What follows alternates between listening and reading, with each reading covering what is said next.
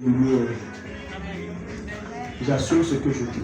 Je dis que vous soyez des lumières. Parce que, s'il vous plaît, il se peut que beaucoup de femmes ne connaissent pas combien elles ont une importance capitale, n'est pas le mot, incontournable dans la société. On ne peut rien faire sans la femme. Non, je ne dis pas ça pour vous flatter, c'est la pure vérité. Je répète, tu auras beau, malheureusement il n'y a pas beaucoup d'hommes, mais les peu qui sont là, qui souffrent d'écouter. Tu auras beau dire, elle me fait ci, elle me fait ça, elle me comme ci, elle me comme ça, mais tu finiras par revenir. La preuve est que, même si tu chasses l'autre femme, l'autre que tu prends à la maison, c'est aussi une femme. Amen. Je vais dire quelque chose que beaucoup d'hommes, s'ils s'asseyent un peu et ils méditent, ils vont dire que j'ai raison. La femme possède la force que l'homme ne possède pas. Je répète, la femme possède la force que l'homme ne possède pas. Nous sommes pleinement dans notre thème, femme, vecteur de la transformation de la société. Alléluia. Les femmes peuvent subir et supporter efficacement certaines humiliations, venant même de leur mari. Elles peuvent supporter l'adultère de leur mari.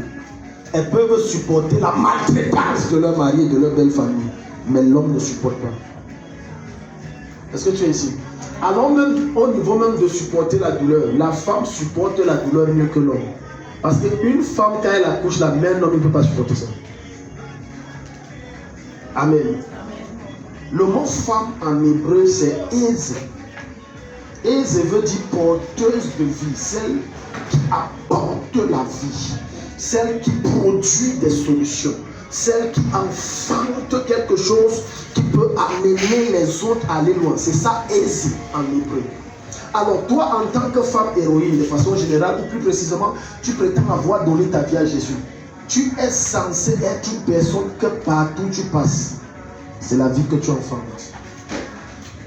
Amen. La seule chose que la femme ne peut pas, c'est produire la sémence. Parce que la sémence vient de l'homme. Mais elle a la capacité de donner la vie que l'homme ne peut pas donner la vie. Amen. Donc dire que je suis une femme, ce n'est pas simplement avoir un sexe différent de l'homme. Ce n'est pas simplement avoir une belle voix. Ce n'est pas avoir simplement des belles formes. Non. C'est être capable d'amener un plus dans la société. Ça commence par ta maison. Quel est le plus que tu apportes? Je vais dire quelque chose, peut-être ça va déranger certaines femmes, mais souffrez d'écouter ça. Peu importe combien ton mari est riche, je t'en supplie, contribue aussi. Tu sais pourquoi? L'homme regarde la valeur de la femme pas au niveau de sa beauté ou de son langage, mais au niveau de ce qu'elle peut apporter. Alléluia. Voilà pourquoi quand vous allez entrer dans certains couples, lorsqu'ils ont des problèmes, on va dire vaut rien, tu me fais même quoi ici?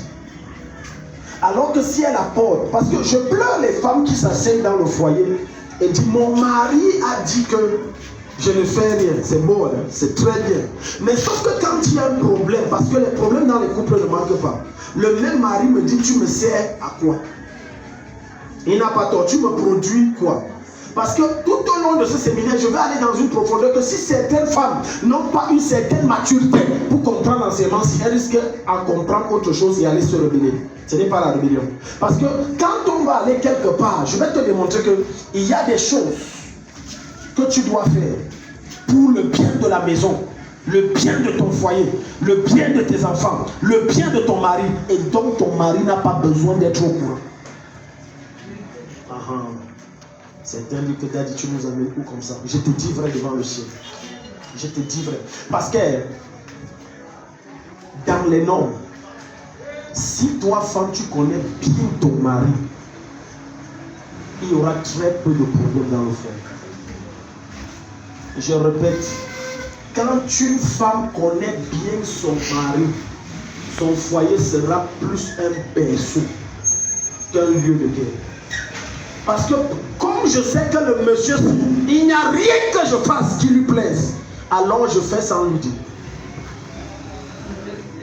Il aura beau parler, mais même s'il ne te dit jamais merci, il reconnaîtra dans le fond de son cœur qu'elle peut dire quelque chose. Il y a des hommes qui ont l'incapacité de voir leur femme et de dire merci chérie. Coupe ta tête d'épaule, il ne dira jamais. Il ne reconnaîtra jamais. Comme tu sais que le monsieur est comme ça et que c'est quand même mon mari, qu'est-ce que je fais? Bon, je fais quand même, je n'ai pas besoin de lui dire. Maintenant, si je vais en profondeur, je vais te montrer que pour le bien commun, lorsque tu te rends compte que tu es confronté à un deal et que c'est pour le bien commun et que tu sais que ton mari a un cœur dur concernant tel domaine, tu as le droit, selon Dieu, de prendre le bien qui prétend être pour lui parce que c'est pour le bien commun. Utilise ça pour le bien commun. Tu as vu maintenant les gens sont calmes. Ouvrons nos Bibles. 1 Samuel 25. 1 Samuel. Je me rappelle de ma maman, deux fois, elle prenait l'argent dans la poche de mon père. Après, elle dit que tu te rappelles, il y a 2 jours, je t'ai offert telle chose là. Oui, j'ai pris l'argent là-bas. Parce que je sais que si je te demande, tu ne me donneras pas. Mais comme c'est pour ton pantalon, il faut que j'ai donc pris. Amen.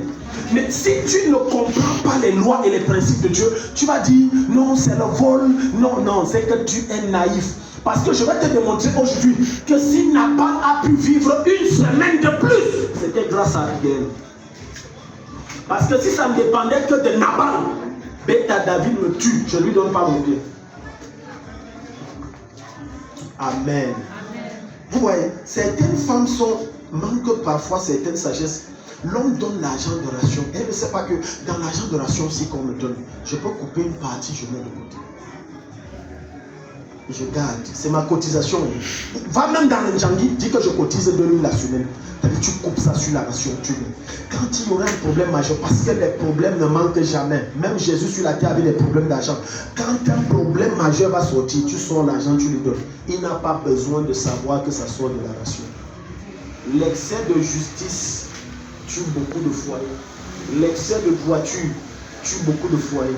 Ce n'est pas tout ce que tu vis à l'extérieur de la maison que tu es obligé de dire à ton mari. Dis-lui ce que tu sais qu'il peut supporter. Mais ce que tu sais que lui, il ne peut pas, ne lui dis pas. Parce que là, tu viens de créer un problème. Et le jour, ça va chauffer ou un autre, tu vas dire, n'est-ce pas l'autre jour?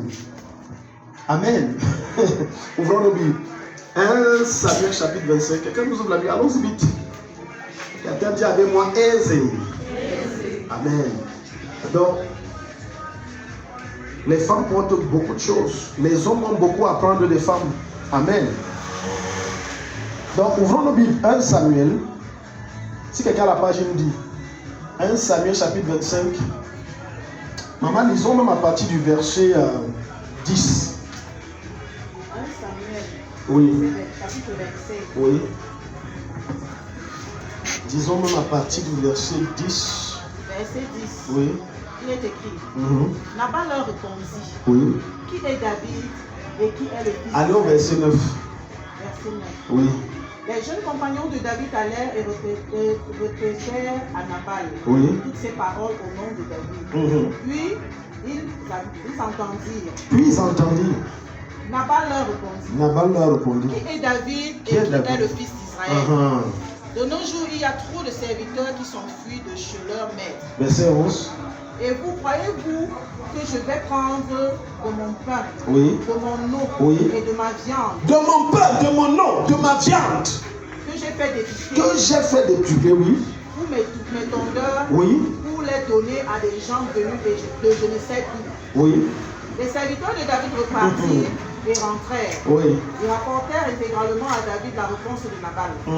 Alors David ordonna. Vous allez vous arrêter au verset 13. Allons-y, maman. Que chacun prenne son épée. Que chacun prenne son épée. Et chacun mit son épée à la ceinture. Chacun prit son épée à la ceinture, oui. David aussi ceignit la sienne. Oui. Et partit avec environ 400 hommes. Il partit avec combien? 400 hommes. Il part comme ça dans un château, tu es un seul homme. Il prend 400 sur 600. Que je garde tes troupeaux des semaines. Et le merci que tu écoutes. Maman, vous connaissez vos maris. Parmi vos maris, il y a des maris chiches. Amen. Amen. Dites, vous ne dites pas, je connais. Je dis, parmi vos maris, il y a des maris. Oh. Alléluia. Donc, quand il te dit, fais le marché, contrôle. Regardez ce monsieur. Il dit, je fais le bien, tu me rends, je vais te tuer. Est-ce que vous savez que lorsque un malheur frappe dans une maison, la femme est responsable quelque part? Ne t'inquiète pas, on en viendra demain sur les clés, comment devenir une femme vecteur de transformation. On en viendra. Je dis, quand il y a un mouvement étrange, parce que plusieurs d'entre vous ont pendant longtemps vu l'homme comme étant le chef, c'est le chef. Mais la vérité, il y a une vérité mystique que Dieu va nous donner. La personne qui est sans, à qui Dieu a remis le foyer, ce n'est pas l'homme.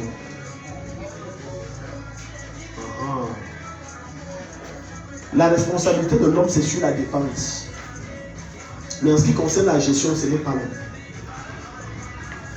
Voilà pourquoi vous allez voir des hommes qui ne produisent rien après 10 ans de mariage. La belle famille accuse qui? La société accuse qui? L'État accuse qui? On n'accuse pas l'homme. Maintenant, à qui est-ce que Dieu a donné autorité de gérer la maison? Ce n'est pas l'homme, c'est à la femme. Si tu doutes, ouvre nos Bibles quelque part. Alléluia.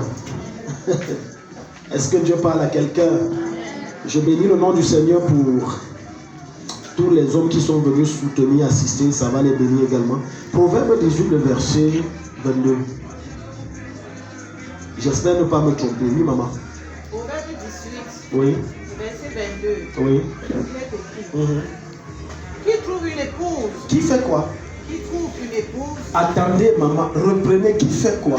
Qui trouve une épouse? Donc, attendez, on s'arrête là. Donc, ça veut dire que tout le monde n'est pas une épouse. Tu peux être une femme, mais tu n'es pas une épouse. Toute femme, toute personne qui a un trou entre ses jambes, c'est une femme. Mais toute personne qui a un trou entre ses jambes n'est pas une épouse. Le mot épouse veut dire celle qui connaît, comprendre, encadrer, donner la vie, patienter, supporter, soutenir. Parce que quand on va aller dans Genèse chapitre 2, le verset 18, Dieu va dire, je te ferai une aide. Donc si les hommes étaient là en majorité, je devais brosser un peu sur aide. Parce que si j'entre dans là-bas, les hommes vont me fusiller. La femme est une aide. Elle n'est pas une esclave. C'est dommage qu'on entre dans des foyers et on voit c'est la femme qui est au foyer. Devenir ton aide ne fait pas de moi ton esclave. Je suis là pour t'aider. Amen. Amen. Ça veut dire que quand la femme lave les assiettes, elle aide l'homme. Alléluia. Mais maintenant, la pensée logique humaine a fait que tout ça, on dit que non, c'est ton obligation conjugale de femme. Il a dit une aide. Une aide, c'est quoi? C'est un soutien. Je viens t'apporter un bras. C'est un bras de plus que je t'apporte. Alléluia. Donc maintenant, quand tu vois un homme maltraiter sa femme, parler n'importe comment, là, gérer comme si elle est quoi. Alors que c'est une aide. Aide veut dire celle qui t'apporte son soutien pour que tu accèdes à la destination que Dieu t'a réservée. Maintenant, revenons ici. Il dit celui qui trouve une... Ça veut dire que maman, non pas femme, maman, épouse. Ça veut dire que tu vas chercher. Le déon si c'est rempli de femmes, mais pas d'épouses. Asseyez-vous, je vais vous dire de vous les mettre. Je peux parler à quelqu'un. C'est bien si ça ne te change pas, c'est que ton cœur est comme le diamant. Regardez, plein de femmes disent Seigneur. Et beaucoup de soeurs prient très mal pour le mariage. Parfois ton foyer ne marche pas. Ce n'est pas que Seigneur, amène la paix. Non, tu pries même parfois mal. Et c'est comme beaucoup de soeurs qui veulent le mariage. Elles prient mal. Au lieu de dire à Dieu, Seigneur, aide-moi à devenir une bonne épouse. Elle dit, Seigneur, Dieu, donne-moi, je veux un homme brun qui est lancé, qui est ceci, qui est comme ça. Et je veux un bon mariage. Tu n'as rien dit. Tu n'as rien dit.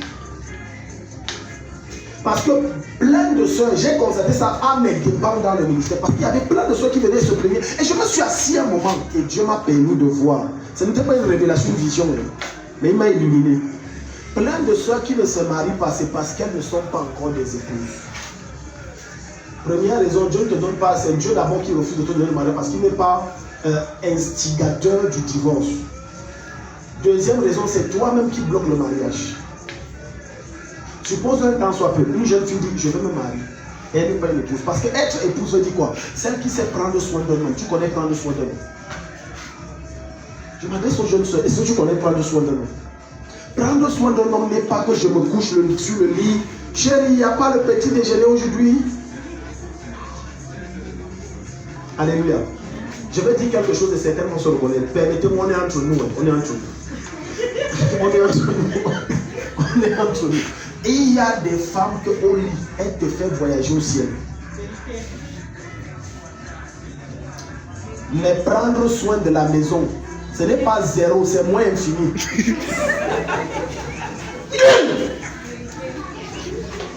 Fais-moi un riz sauté, ton riz là, tu goûtes ça, la tension te prend parce que l'excès de sel, ça peut faire que tes yeux sortent de l'eau. Je dis au lit, elle va te faire voyager, mais le reste, elle est. Ce n'est pas une épouse. Être une épouse n'est pas être championne au lit. C'est un des critères, mais ce n'est pas être championne au lit. Alléluia. Parce que faire le sexe à un homme, il y a plein de femmes dehors qui peuvent même faire mieux que toi. Attends, toi tu crois que quand on dit que ton mari a un deuxième bureau là, si tu regardes même pas trop belle, plus que toi. Amen. Mais ton mari te maintient à la maison parce qu'il a vu en toi une épouse.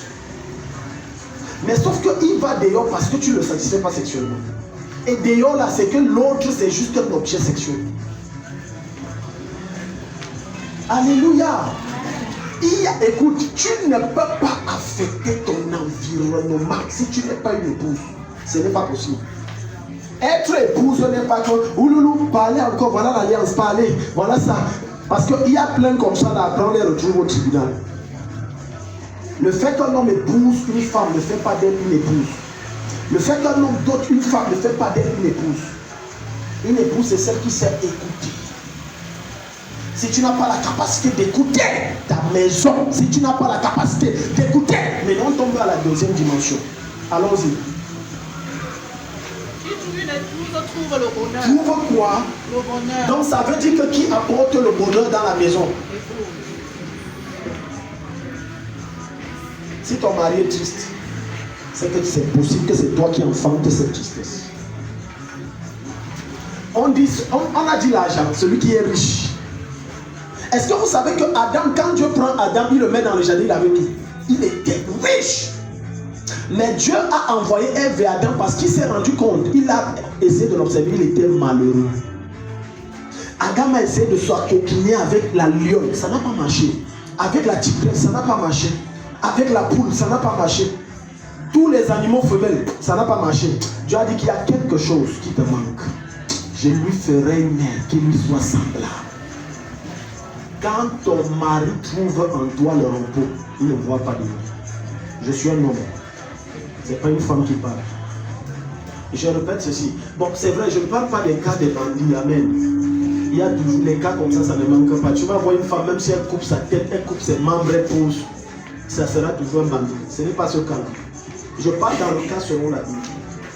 Quand tu vois un homme être pressé de rentrer à la maison, c'est parce qu'il trouve le repos à la maison. Quand tu vois un homme, dès qu'il voit sa femme, il sourit, regarde. Observe un homme quand sa femme arrive. Regarde pas seulement les yeux, le facial, l'aspect facial. Comment ça réagit? Si les sourcils se froncent, tu comprends. S'il commence à sourire, tu as compris. Alléluia. Écoute, le Seigneur s'y a pour but d'amener le règne de Dieu dans vos maisons. Imposer la gloire de Dieu dans vos maisons. Lorsque Dieu te permet de voir le défaut de ton mari, c'est pour que tu pries. Parce que tu es celui qui, écoute, l'homme ne peut pas être heureux sans la femme. C'est faux. Parce que la Bible dit, Proverbe 18-22, celui qui trouve une épouse a trouvé le bonheur. Donc ça veut dire que tu es la condition sine qua non de mon bonheur, moi homme. Ça veut dire que si je ne suis pas heureux, Ne dis pas, oh, il ne m'écoute pas, oh, ouais, vraiment, moi je ne comprends pas, c'est quel genre d'homme comme ça? Non. Alléluia. Est-ce que tu enfantes le bonheur dans ton foyer? Est-ce que tu es une source de bonheur? Quand l'homme rentre ou quand il parle de toi, il dit, oh, Dieu m'a donné le repos. Parce que quand la Bible dit celui qui trouve une épouse, ça veut dire que tu vas tomber sur les lions, sur les tigresses, sur les vampires. Je parle aux hommes. Il va marcher, chacune va sortir sa part. Jusqu'à ce qu'il va tomber sur vraiment celle qui est chère de sa chair. Os de ses os. Voilà pourquoi tu as dit à mes fils, écoutez, si tu te maries parce que tu as vu qu'elle a les seins debout et que sa paire de fesses est bien tracée, qu'elle est brune, que c'est ton critère, je te donne 80% sans prophétie que le mariage va échouer. Alléluia. Parce qu'une épouse, c'est celle qui accompagne son mari dans sa vision. Maintenant, si tu es un homme qui n'a même pas de vision, et que c'est ta femme qui a une vision pour toi, ça ne va pas donner. Est-ce que tu produis le bonheur autour de toi? J'ai une question que je vais vous donner, je vais vous poser. Quel témoignage donne-t-on à ton sujet dans ton quartier? Parce que le témoignage qu'on donne de toi détermine le genre d'impact que tu crées, positif ou négatif. Quel est le témoignage? Non, soyons sérieux. Tu as déjà amené le secours à combien de personnes dans ton quartier? Tu as déjà amené à combien de personnes? Je vais aller loin. Tu peux rendre visite aux gens au quartier. Est-ce que tu entres même, tu dis, ah, c'est comment? Tu salues même. Tu t'arrêtes, tu salues. Le vecteur de transformation de la société, c'est la femme. C'est la femme, c'est la femme. Une nation ne peut être constituée sans les femmes. On écarte l'équation femme. On écarte le X femme de l'équation. La société même. Ce que je dis, ce n'est pas parce que c'est votre semaine, c'est une pure vérité publique démontrable, approuvable. Les gens passent le temps de dire, on a dit sur moi. Écoute, ne sais-tu pas que quand tu passes le temps à t'attarder sur ce qu'on est en train de dire sur toi, tu es en train de te déformer. Tu te déformes. Tu te déformes. Est-ce qu'à force de passer, dire le manguier, s'il ne donne pas les fruits moins sucrés, ça va faire qu'il va donner maintenant les mangues moins sucrés? Ça ne change rien. Il n'a pas votre temps. Quel genre de femme tu es dans ton âme et conscience? Tu es quel genre de femme? Oui, ton mari fait, il fait. Mais ta part, c'est... Soyons sérieux, si on est face à la vérité divine, la Bible pure et simple, ta part, c'est pour toi. Ta part, quand tu t'assois sérieusement et tu dis... Parce que des fois, moi ça m'arrive, quand j'ai des frottements avec mon lit, je demande à Dieu, toi, pour moi, même pas, des fois je demande même pas, je me pose la question sur moi-même. J'ai fauté. Amen. J'ai fauté. J'ai fauté. Celui qui trouve une épouse, est-ce que tu es une épouse? Quand tu dis que je veux me marier là, tu es déjà une épouse. Il y a plein de jeunes filles mariées, même des mamans mariées, mais qui ne sont pas après 20 ans de mariage des épouses. Je dis après 20 ans, elle n'est pas une épouse. Quand tu deviens une épouse, ton mari trouve en toi la joie de vivre. Non, ça je vous le dis, il ne guette pas dehors. Je connais même des hommes de Dieu, craignant des foules étranges. Parce que le fait d'être une épouse n'a rien à voir avec la beauté, ni l'école que tu as fait. Mais simplement ta soif et ton désir de revêtir la personne de Christ qui façonne en toi l'épouse que tu dois être. J'ai vu des grands hommes de Dieu, ils voient dehors, ils sont avec leur fille spirituelle. Un est allé jusqu'à dire qu'en fait, je trompe ma femme, c'est pas que je ne l'aime pas. Il a dit ça à sa fille spirituelle, ils sortaient ensemble. C'est que ma femme ne me donne pas le sexe. J'ai causé avec un homme de Dieu un jour. Et l'homme de Dieu m'a fait des confidences qui m'ont fait fondre d'eau. Amen. Parce que tu ne sais pas qu'il y a des hommes que eux, leur bonheur là, pour toi femme, c'est le sexe. Ça c'est leur bonheur. J'ai dit des hommes, pas tous. Pour d'autres, leur bonheur, c'est que fais-moi toujours le bon repas. Ça c'est son bonheur là-bas. Parce que quand on dit tu es le bonheur, détermine quel est le bonheur que moi, femme, je peux apporter dans la vie du monsieur-ci. Parfois, ce n'est pas une révélation de Dieu, c'est juste en l'observant. Ce qu'il aime, ce qu'il n'aime pas. Et tu amènes la joie. Et quand il te voit, il peut rayonner. Il est concentré. Il est focalisé. Parce que la femme, l'être féminine que vous voyez là, si elle veut s'aimer le trouble dans le foyer, l'homme ne peut pas l'empêcher. J'ai dit la femme. Si elle dit que je vais nuire le monsieur-ci, aucun homme sur la terre ne peut l'empêcher. Par contre, elle peut contrer les coups de l'homme.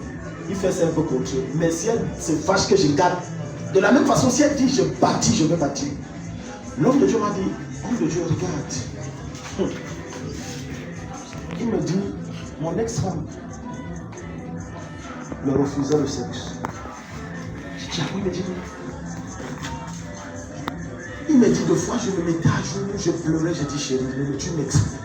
Tu vas me détruire. Elle disait, il me dit, un jour, il est arrivé à un moment où c'était à minuit. Il dit, chérie, je veux. Elle a refusé. Il dit, bon, je vais aller voir les autres. Elle a dit, vas-y. Elle a dit, vas-y. Et quand il me raconte, il dit, maintenant, je comprends pourquoi Dieu l'a tué.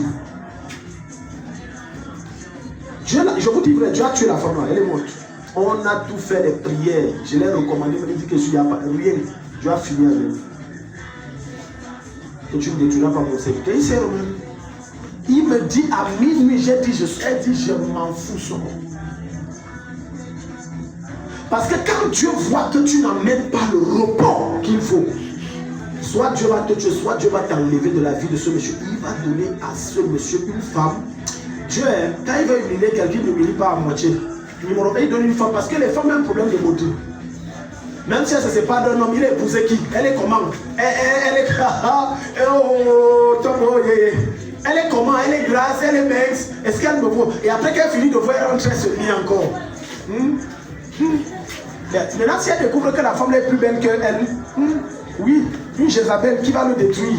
Ce n'est que les Jézabel qui peut aller chercher. Le monsieur dit qu'il est sorti à minuit. Quand il est sorti à minuit, il force la retenue. A dit arrête ça, ne fais pas ça. Il dit qu'il a senti Dieu qui l'a bloqué.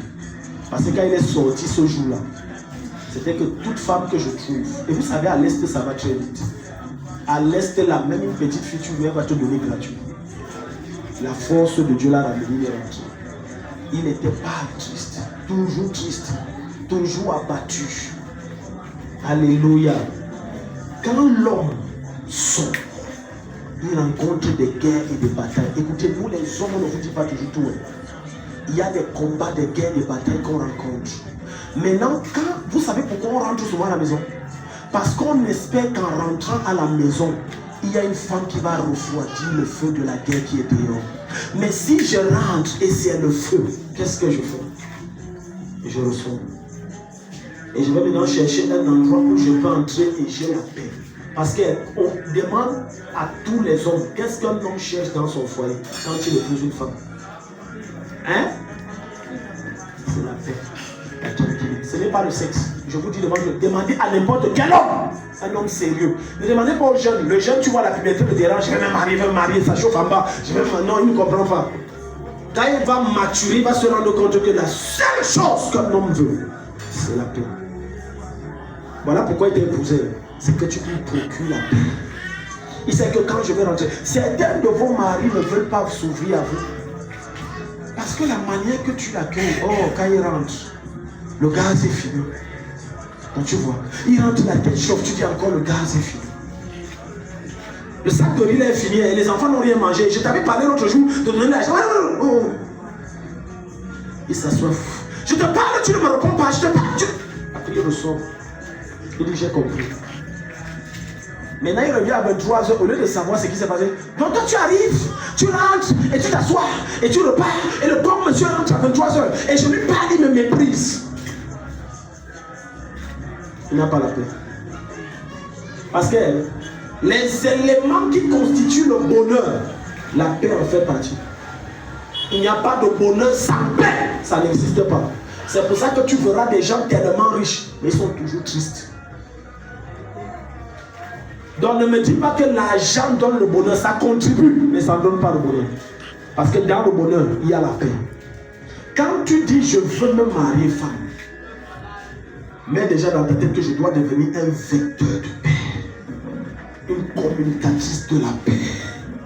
Car mon mari, je connais son tempérament, je connais son attitude, je sais que quand il fait déjà comme ça, il a faim. Ça c'est le tarot qui lui va. Parce que je sais qu'il a son acte ici là. Quand il se comporte comme ça, non, ça veut dire qu'au travail ça ne va pas. Oh chérie, il sait comment. Quand il fait comme ça, non, ça c'est déjà le sexe. C'est pour ça qu'il est levé comme ça. Je connais son problème et je gère. Plein de femmes après 30 ans ne connaissent pas leur mari. Je te dis qu'elles ne connaissent pas leur mari. Et tu vas voir, regarde, c'est dangereux qu'après un certain nombre d'années, quand tu viens voir le juge ou le pasteur, tu dis, je vous dis que je connais le monsieur, si je ne le connais pas, c'est grave. Ce sont des révélations très graves que tu fais. En fait, ça t'accuse. Ça veut dire que tu n'as pas le temps d'observer ta maison. Parce que quand on dit la femme sage bâtit sa maison, ça veut dire une seule chose, qu'elle maîtrise tout ce qui se passe dans sa maison. Nous les hommes, c'est normal, on ne maîtrise pas. Est-ce que tu sais qu'avec l'homme, la femme peut prendre un enfant d'ailleurs, lui faire dormir, il ne saura jamais. Parce qu'il n'a jamais à la maison. Il est toujours en train de sortir. Quand il est là, il n'a pas le temps. C'est pour ça qu'on dit que la femme, c'est le ministre de l'Intérieur. C'est elle qui amène la paix. C'est elle qui décide de l'ordre. C'est elle qui établit le règne de Dieu. L'homme est moins spirituel que la femme. Je répète, l'homme est moins spirituel. Quand une femme décide de se concentrer à Dieu, elle a les visions. Vous savez pourquoi? Son esprit est disposé pour le règne de l'esprit. Mais le cœur de l'homme est tellement dur qu'il faut tellement de concentration. Tellement, Seigneur, dis-moi, tellement. Parce qu'il a d'abord un problème de soi, l'orgueil, et un problème de disposition. Est-ce que tu amènes le bonheur? Maman, ouvrez Proverbe 22, verset 15. Est-ce que tu apportes le bonheur? Quand on te voit là, tu donnes quoi? Alléluia. Il y a des hommes qui sait que ma femme met le cabas et elle attache le foulard, c'est mauvais. Il préfère dormir 2 semaines. Non, ça c'est mauvais. Et il envoie les guetteurs. Allez voir si elle a détaché le pas et enlevé le cabas. Sinon, moi je ne rentre pas là-bas. C'est mauvais. Dès qu'il voit sa femme la pelle, la met les pantalons, il dit que je suis mort. On dit, moi comment? Ça, je n'aurai pas le sexe même un mois. Ça là, je connais déjà. Est-ce que tu es un vecteur de paix? Est-ce que tu produis le bonheur? Est-ce que tes enfants, quand ils voient maman, maman, tu sais, peu importe la manière dont un parent, je dis parent, homme, femme, maltraite son enfant est obligé de l'aimer. Tu sais pourquoi? Pas parce que la Bible dit aime, mais parce que c'est son père et c'est sa mère. Nous sommes d'accord. Tu n'as pas encore vu des parents, mère ou mère, qui aiment leur enfant, que je ne t'aime pas. Mais l'enfant est toujours derrière. Parce qu'il a tété ton sein. Que tu veux ou non, il t'aime. Quand l'enfant dit maman et yayato, en fait il est en train de dire voilà celle que quand je vois, mon cœur est réjoui et je peux avoir la paix. Et je peux trouver le bonheur. Mais si ton enfant sur toi-même, comme toi-même tu l'abandonnes, son espoir est où? Dans la tête de tout enfant, après Dieu c'est ses parents. Je peux aller loin, que les hommes ne se fâchent pas. Dans la tête de tout enfant, après Dieu c'est sa mère.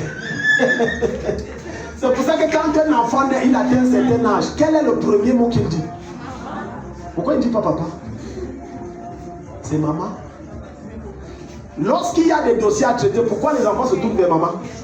Toujours, je dis, même moi qui vous parle, même moi. C'est maman qui est, c'est-à-dire maman et Moïse qui entrent dans le sein des saints pour causer avec papa Dieu.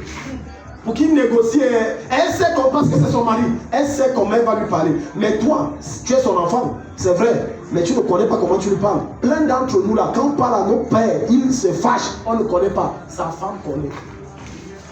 Quand tu vas lui dire, elle sait comment elle va lui parler. Alléluia. Elle sait quand lui parler, dans quelles conditions lui parler. Elle sait que le père c'est à non laisse. Le jour là, mon chéri, elle fait un bon congrès de pause. Où il mange, c'est comme si tu savais, elle dépose le vin, il boit. Dis que bon, tu vois, Il y a un garçon comme ça, ta fille veut se marier. Donc ah bon? Tu vois, elle a préparé le terrain qu'on est. Mais tu arrives, papa, il veut me marier. Un jour, une de mes cousines est venue au village, vraiment, vivre en ville aussi, ça a des risques. Elle débarque au village, c'était un truc de famille, une réunion de famille. Elle débarque au village, et puis tout se passe, c'est au deuil de son père, quelque chose comme ça. Et à présent, mon père dit, papa, voici l'homme qui va m'épouser, qui veut m'épouser. Mon père dit, j'ai compris. C'est mal placé. Le contexte n'est pas adéquat. Le contexte n'est pas adéquat. Ça, ce sont des choses que tu prépares, tu programmes, tu te déplaces. Tu ne viens pas comme tu as trouvé l'occasion. Voilà l'homme qu'elle doit épouser. Alléluia. Est-ce qu'on peut te prendre au sérieux? Non, on ne peut pas te prendre au sérieux. Maman, nous dit Proverbe 22, le verset 15. Proverbe 22, le verset 15, il est écrit. Oui. La tendance à faire des actions déshonorables est ancrée dans le cœur de l'enfant. Non, ce n'est pas ça. Verset 14. Oui. La bouche d'une femme adultère est comme une fosse profonde. Celui contre qui l'Éternel est. Allez un peu à Proverbe 14, ce n'est pas ça, maman. Proverbe 14, verset 1. Proverbe 14. Oui. Le verset 1. Une femme pleine de sagesse. Une femme pleine de. Oh, j'aime votre version. C'est quelle version ça? Elle est riche. Depuis que vous lisez la sortie. Parce que dans votre version, par exemple, on a vu tout à l'heure, là, la femme, on dit épouse. Mais dans les autres versions, on dit femme. En fait, les autres versions ne disent pas ça bien. C'est épouse, ce n'est pas femme. C'est quelle version, cette version-là? Trouvez-moi un peu le nom de la Bible. La Sainte Bible. C'est comme ça, c'est bon, on va voir ça après. Maman, relisez ça. Parce que j'aime votre version, il faut que je la télécharge. Une femme pleine de sagesse. Une femme pleine de sagesse. Construit sa maison. Une femme pleine de sagesse. Une femme. Donc tu vois qu'avant même de dire que je me marie, je dois prier en tant que femme pour la sagesse. Quand les enfants sont sur le point de venir, je dois prier pour la sagesse. Une femme pleine de sagesse. Mais celle qui est insensée, la renverse.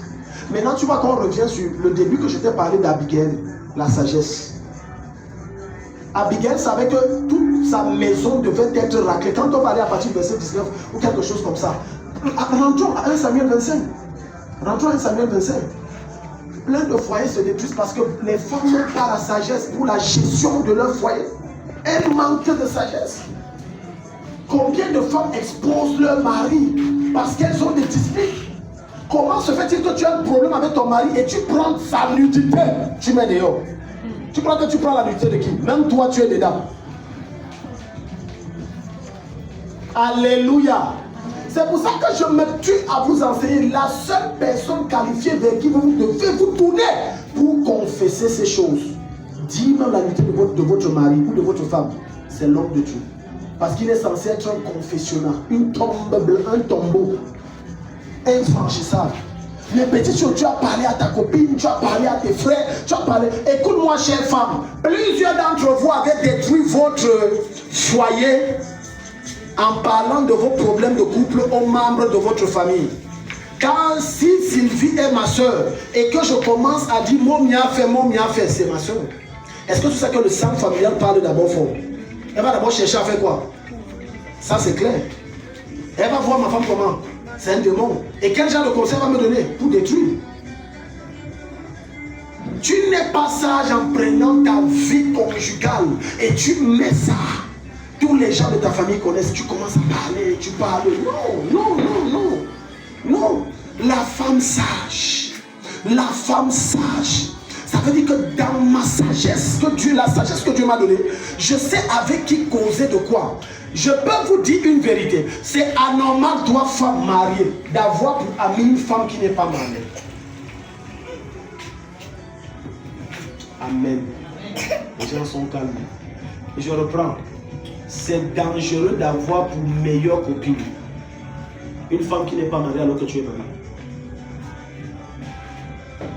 Surtout si ton foyer fonctionne bien. À un certain moment, celle-là qui n'est pas mariée, de la jalousie va naître dans son cœur. Alléluia. Je vais te donner un conseil qu'un jour, Et je vais le donner en posant une question. Ça, c'est un aîné dans la foi qui me l'a donné, Job Samuel, un homme de Dieu. J'ai une question pour vous, femmes. Si tu trouves ton mari en route, main dans la main avec une autre femme, du genre amoureux, parce qu'il y a des dit quand ça arrive là, c'est amoureux, tu sais que c'est amoureux. Tu réagis comment? Sans ton nom. Allons-y. Oui, maman. Qui d'autre?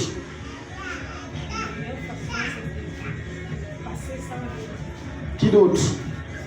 Moi, j'aime la sincérité des autres qui ne parlent pas. Vous, le président. Qui d'autre? Ok. J'aime la sincérité des autres parce qu'elles estiment que je n'ai pas encore le niveau là pour me contrôler. Je n'ai pas le niveau là d'adulte. Mais la vérité est la suivante.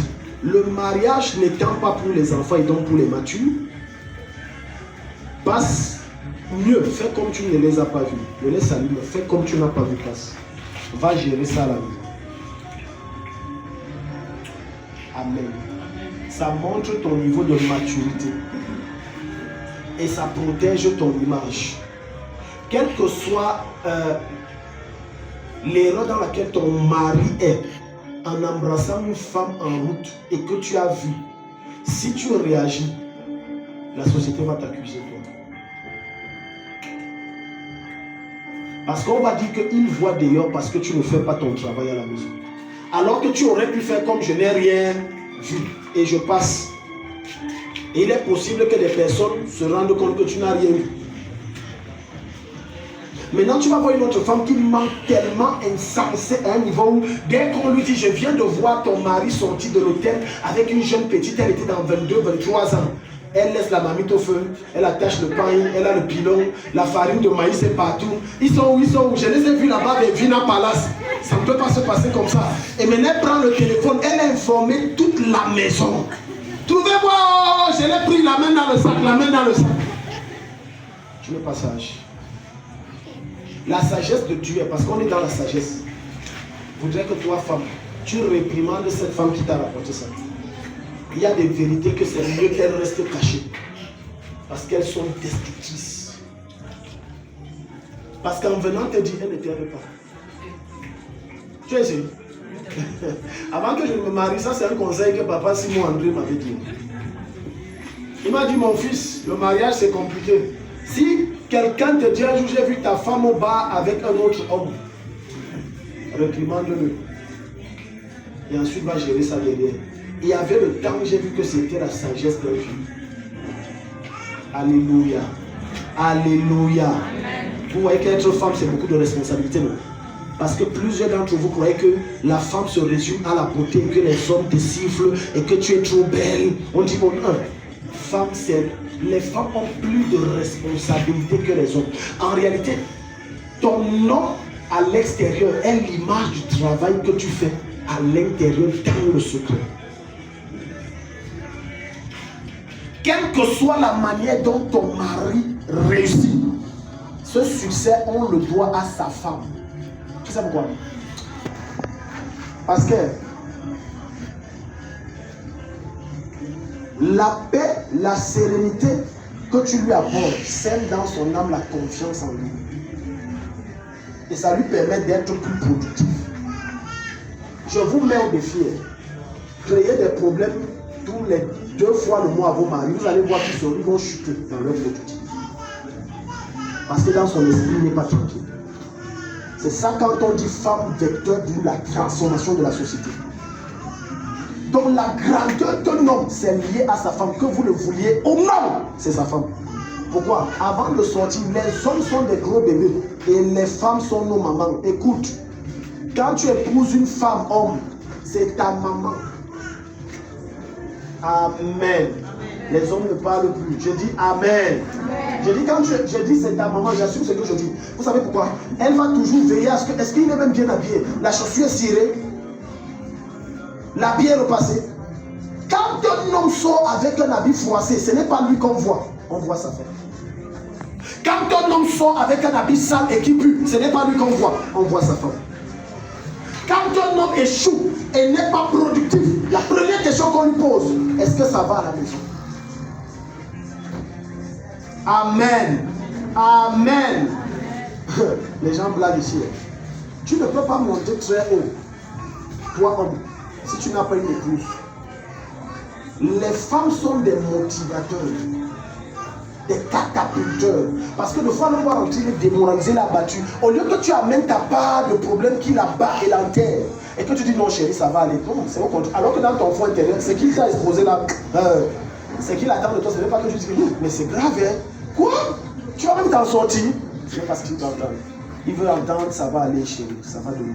Moi j'ai confiance en toi, tu es un géant. Ce n'est pas la première fois, tu as déjà eu à rencontrer de telles choses, mais tu t'es toujours élevé, ça c'est rien. Tu vas aller très loin. Tu vas monter encore plus loin. Mais si tu passes le temps à être négatif, une femme négative enfantera un mari négatif et un foyer négatif. Toujours négatif. Tu vois le noir partout, tout est mauvais partout, les choses ne donnent pas partout. Non, non, non. La sanction de ton homme est liée au bonheur et à la paix que tu lui donnes à la maison. Si je vous dis les confessions que certains hommes ont fait. Alléluia. Alléluia. Je peux dire quelque chose qui va étonner beaucoup de femmes. Est-ce que tu sais que malgré le trouble dans le foyer, si ton homme veut donner, ok, certains n'ont pas compris. Parce que si tu ne lui donnes pas, tu viens de frayer un chemin au diable pour l'amener dehors. Et je peux vous dire un autre secret que Dieu m'a révélé.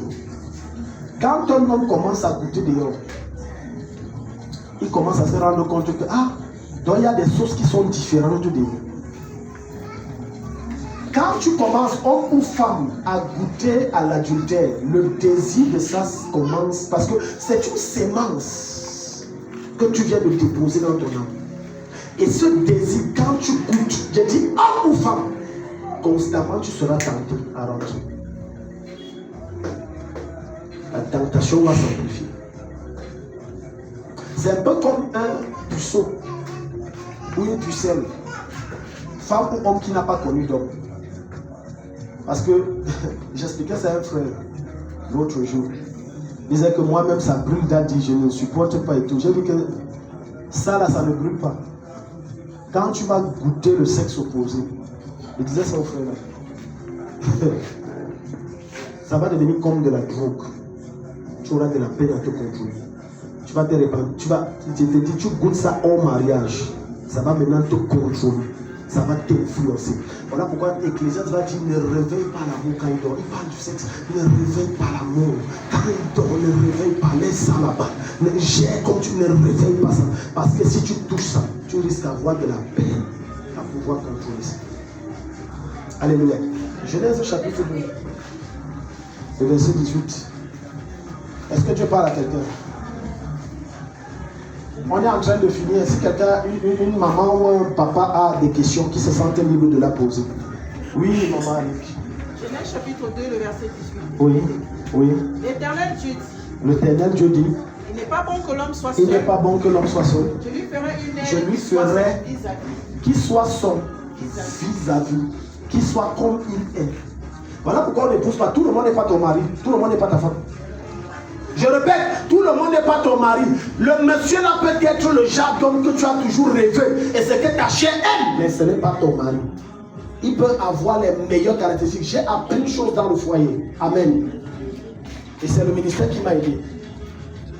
Une soeur ou un frère peut être d'un caractère extraordinaire, irréprochable, mais ce n'est pas ta femme. Et ça ne va pas bien. Quelques fois, on va te dire, tu reproches quoi? Tu vas dire, je ne reproche rien. Mais je ne sais pas, ça ne marche pas. Il dit son vis-à-vis. La femme, c'est une aide. La femme, c'est une aide. Aide pourquoi? Aide dans le sens où l'homme ne peut pas faire sans elle. Elle est censée couvrir les tâches, les limites et les incapacités de l'homme à son absence. Vous avez déjà vécu avec un garçon? Je vais plus loin avec un homme. Entre dans la maison d'un homme célibataire. À moins que sa mère l'a bien dressé quand il était petit. Entre. Tu ne sais pas si c'est la chambre mélangée aux toilettes ou bien c'est 3 en 1. Tu ne sauras pas. Ou c'est 3 en 1 ou tout ça c'est mélangé. N'allons pas loin. Nadège, quand tu voyages souvent et quand tu reviens, tu trouves la maison comment? Pourquoi le premier réflexe des femmes quand elles reviennent de voyage, c'est faire quoi? Faire quoi? Qui lui a dit? Amen. Les rideaux que tu as laissés reviennent après 5 ans, c'est là. Ça ne bouge pas. Et le jour là en voyageant, si tu te rappelles le plat que tu as laissé, reviens après 5 ans, le plat là est là. Ça ne bouge pas. Gloire à Jésus. Amen. Donc c'est anormal qu'avec les pressions que l'on a dehors, qu'on entre dans ta maison, la maison n'en est pas. Bon, c'est que toi, alors tu es dans quoi? Bon, dis-moi, tu es une aide dans quoi? Un jour, il y a un monsieur qui est rentré, il a battu sa femme parce qu'il était fatigué de parler. Il a attaqué sa femme. Il dit, pasteur, je suis fatigué. Cette femme, je lui ai toujours dit que la moindre des choses, c'est l'ordre. Et ça doit sentir bien. Mais pourquoi je rentre? C'est comme si je ne suis pas marié.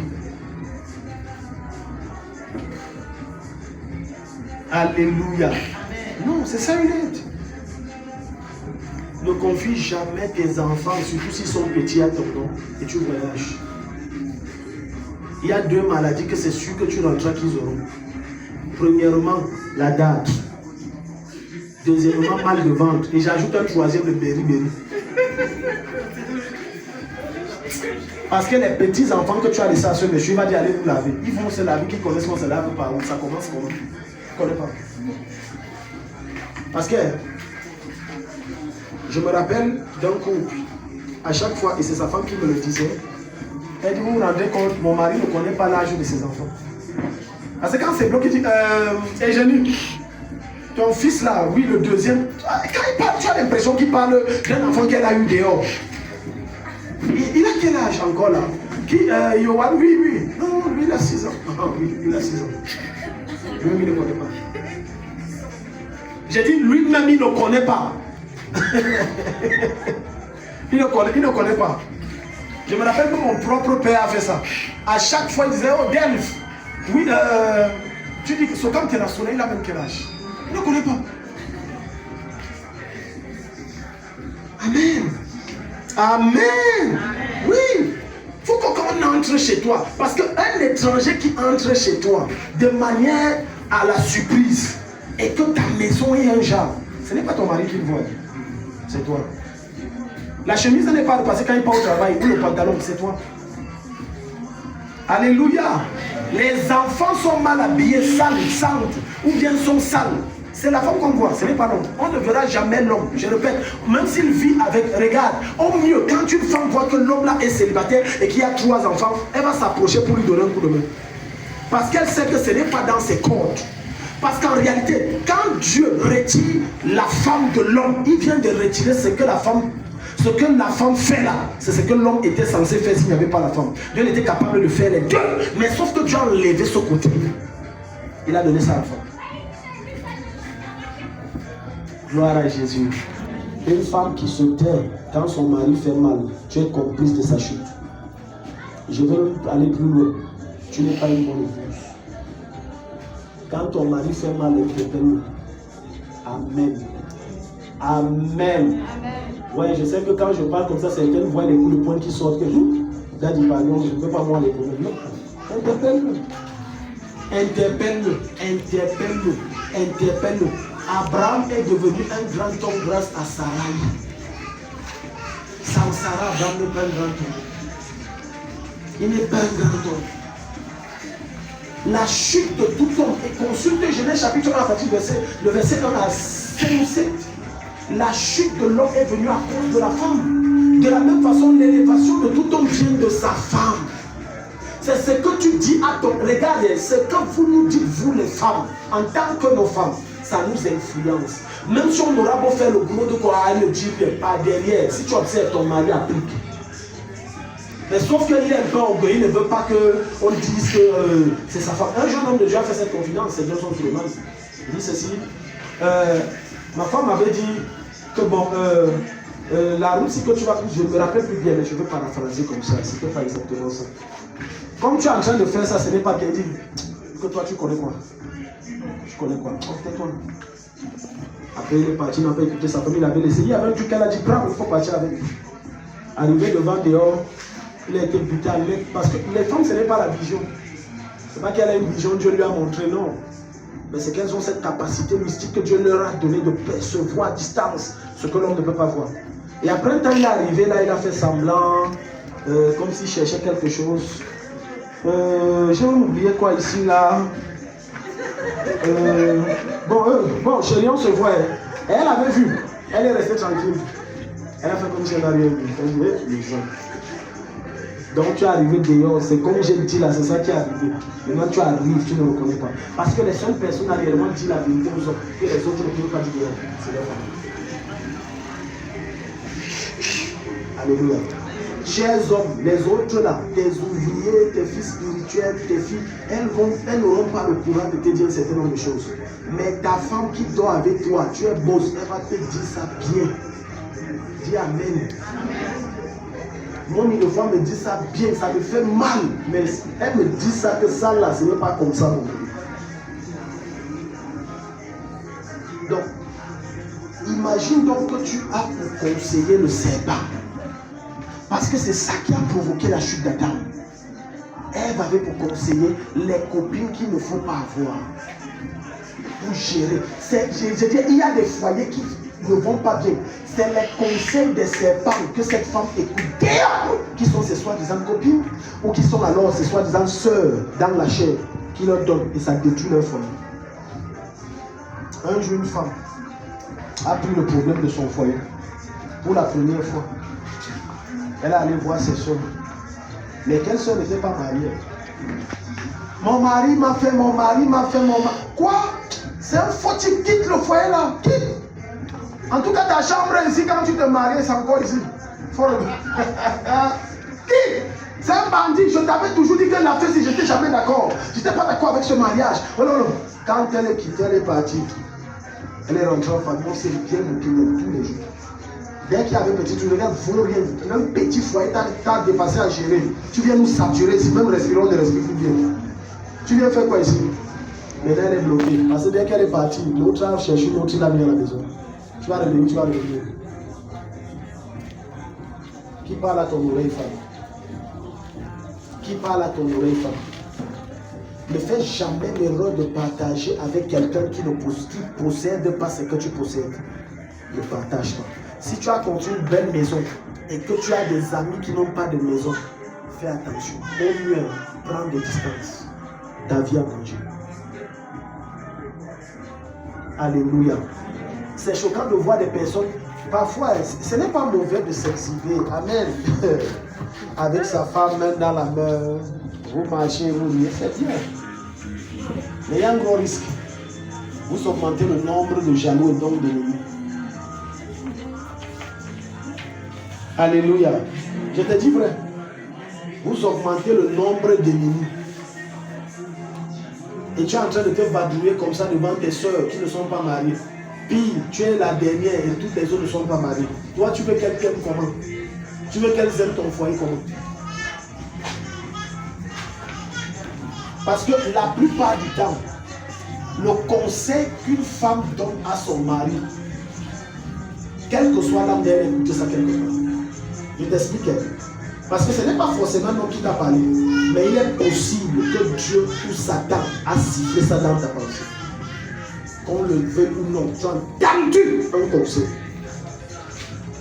Quand un homme tombe, on dit c'est sa femme. Demandez, venez en Afrique. En Afrique là, si l'homme n'est rien, c'est sa femme. En tout cas en Afrique, même si c'est comment, c'est toujours la femme.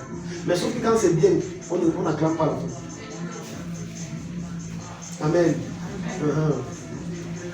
L'une des preuves qui montre que dans ta belle famille, on désire que tu partes et on ne t'a jamais aimé. C'est que dès qu'il y a un problème, on dit change là. Dès qu'il y a un problème, change là. Oh, change là. Hey, change là. Dès qu'il y a un problème. Voilà pourquoi je dis toujours ceci. Quand tu veux te marier, femme, fais-toi des amis dans ta belle femme. Je répète, fais-toi des alliés, pas amis, des alliés. On peut être allié, on n'est pas amis. Ça veut dire que les crises ne manquent pas. Allié, ça veut dire quelqu'un qui soit toujours capable de prendre ton parti. Parce qu'à un certain moment dans le mariage, ça devient comme la politique. Quand tu as des alliés, quand des gens se dressent et se lèvent et commencent à dire, il y a des gens de la même famille, qui est de la belle famille, qui se lèvent et commencent à parler plutôt. Et dit que vous exagérez. Mais quand tu te maries, non, c'est moi et mon homme, ça suffit. Combien d'entre vous même faites même des cadeaux à votre belle famille? Tu fais même les cadeaux. Tu appelles même. Non, attends, tu appelles. Et après, tu te plains que quand il y a un problème, on dit chasse là. Parfois, on dit qu'on te chasse là. Ce n'est pas que tu es mauvaise. C'est quand même appelé. Tu n'appelles pas. Tu dis, mais c'est quelle belle fille comme ça. Elle n'appelle jamais. Non, elle ne salue jamais. Voilà le nouvel là. Elle n'appelle jamais rien. Non. On n'appelle pas parce qu'on aime trop sa belle famille. On appelle pour garder une bonne image. Pour qu'on te voit également bien. Parce que ta Bible va dire que la notoriété, ou si tu veux, la renommée d'un homme vaut mieux que les trésors. Ce qu'on dit de toi, ça importe plus que les richesses. Parce que ce qu'on dit de toi peut soit t'ouvrir des portes, soit te fermer les portes. Qu'est-ce que tu appelles? La famille des sorciers là. Ah! Tu n'appelles pas, c'est la famille des sorciers. Bon, ok, faisons une équation mathématique. Si ta belle famille, c'est la famille des sorciers, ton mari est quoi? Sorcier. Bon, maintenant il t'a épousé, donc toi tu es la viande, le bœuf. Ils sont en train de te manger la nuit alors. Plus que si c'est la famille, non, non, non. C'est équation mathématique. Si ton mari est sorcier, si ta belle famille est sorcière, ton mari est sorcier. La chèvre ne mettra jamais bas à un mouton. Ce n'est pas possible. Donc quand tu dis ma belle famille de sorciers, vous savez que ton mari est sorcier. Alléluia. On est en train de finir. Est-ce qu'il y a des questions? On va ouvrir notre Bible dans ce passage. On va prendre deux versets. Proverbe 30, verset 10. Proverbe 30, verset 10. Proverbe 30. Il y a le verset 10. Le verset 10 est écrit. Ne dénigre pas un serviteur auprès de son maître. De peur qu'il ne te maudisse et que tu ne portes ne dénigre pas un serviteur auprès de son maître. Quand tu es une femme, tu passes le temps à... Il y a beaucoup d'erreurs que certaines femmes font. Alléluia. Quelle que soit l'altercation que tu as avec ta belle-sœur, ne la dénigre pas auprès de son frère. Parce que ça reste son frère. Il y a le lieu du sang. N'oubliez jamais ça. Je dis quel que soit, ne dénigre pas. Tu peux te plaindre, mais ne dénigre pas. Parce que c'est son frère. Il aura beau te défendre. Mais comme il y a toujours des problèmes dans le foyer, son sang va basculer. Ne dénigre pas.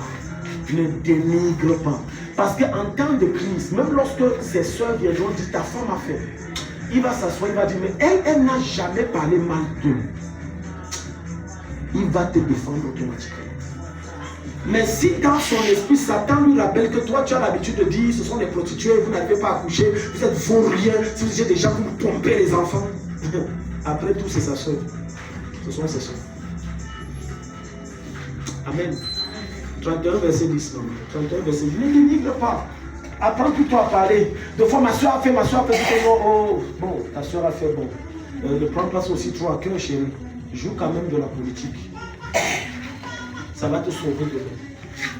Alléluia. Alléluia.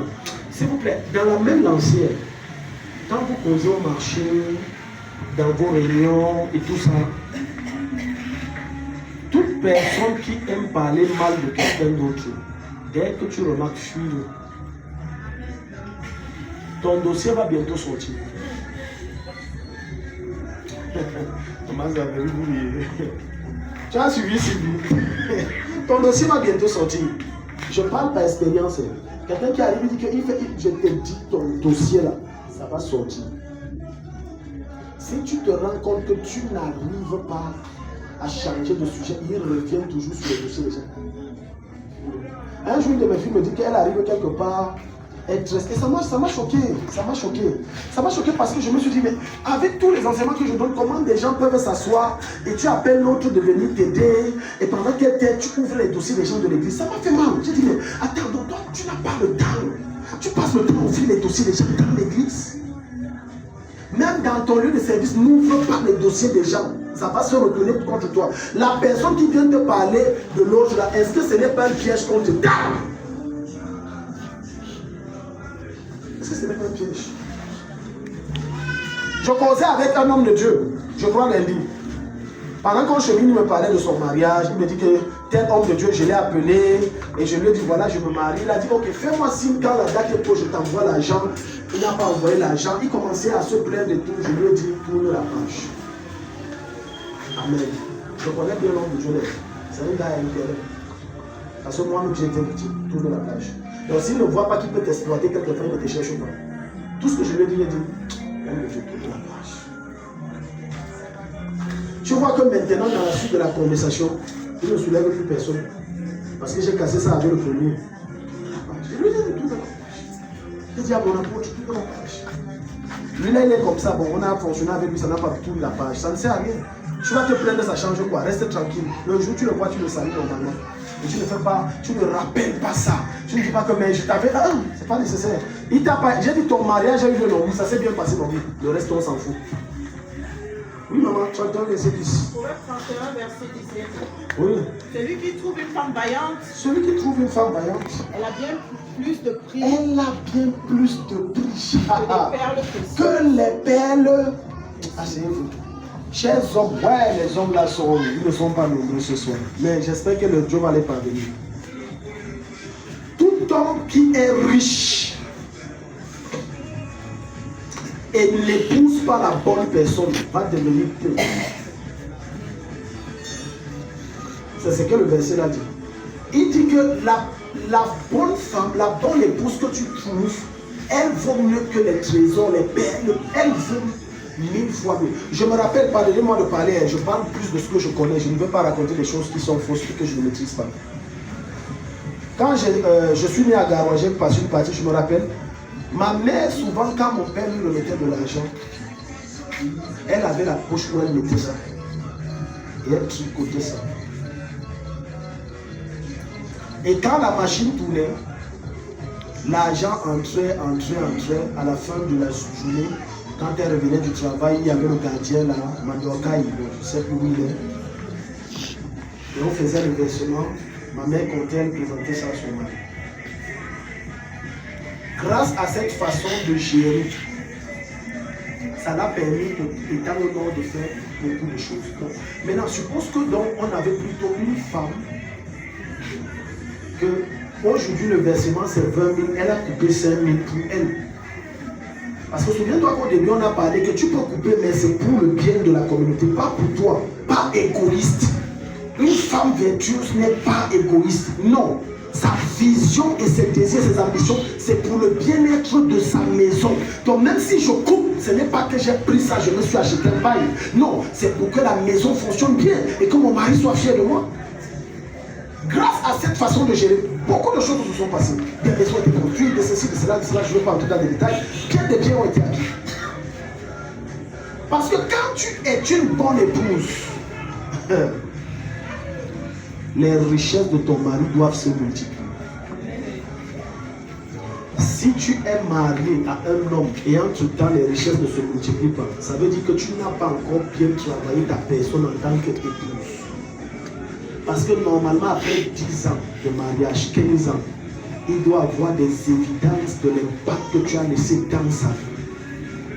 Il faut bien le laisser. Elle a plus de valeur que les perles précieuses. Ça veut dire que quand mon mari m'épouse, je suis une forme de commerce intarissable. Je multiplie. Amen. Il y a une femme comme ça, je finis avec cette histoire. Une femme comme ça qui était mariée. Les choses étaient dures. Et son mari donnait un peu. Vous savez ce qu'elle faisait? Elle coupait un peu, elle mettait de côté. En pleine rentrée scolaire. Et quand la rentrée est venue, son mari a dit chez lui, oula, je ne sais pas si les enfants l'avaient si vont aller à l'école. Parce que c'est dur. Elle a sorti beaucoup d'argent, elle a dit chez lui, voilà ce que j'ai gardé. Il dit que qui t'a donné l'argent? Non, qui m'a donné comment? Il dit c'est toi. Il dit non, je ne t'ai pas donné cet argent. Il dit que chaque fois que tu me donnais tel montant, je coupais, je gardais. C'était pour la rentrée des enfants parce que je me suis rendu compte que chaque rentrée c'est toujours compliqué. À bon entendeur, est-ce que le message est passé? Si tu acclames, Dieu va te bénir.